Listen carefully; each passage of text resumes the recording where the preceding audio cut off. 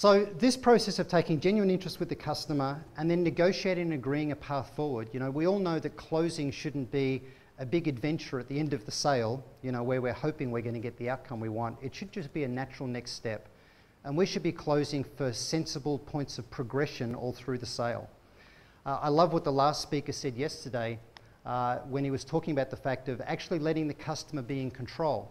Now, you've got to be careful who you let be in control. You don't want some low-level person I call a Seymour, people that endlessly want to see more information but can never make decisions.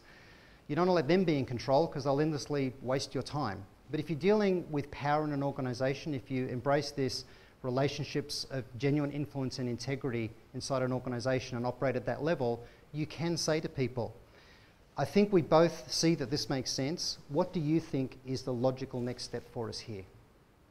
What would you like me to do now as the salesperson? What would you like me to do now inside your organisation to help get this over the line? And you get complete buy-in and true sponsorship to go and sell inside the organisation. Once you've sold the leader, again, we need to sell at the top and work down, not from bottom up. And in the last 5 years, there's one other thing that's been going on. And it was spoken about yesterday, I think, by Lou. Lou talked about polarisation. That buyers are moving from at one extreme to value, where they demand a much higher investment from sellers to do business with them. And others are moving to this other polar extreme of where they're wanting to commoditize and disempower the salespeople and shop you and focus on price.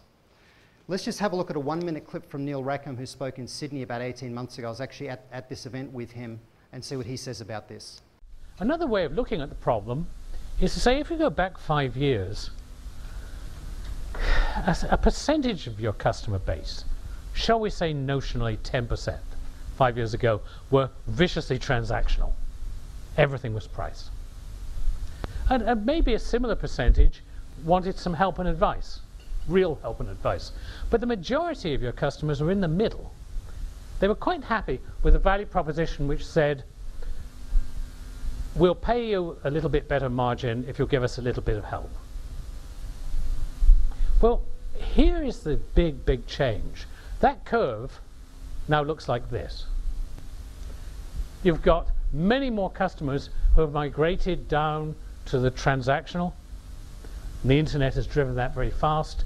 You've got many more who are more consultative. And that is happening to you. Is buyer polarisation happening to you? It's happening to me. I think in most industries it is. And what do you think is driving it? The answer is the internet, the abundant availability of information.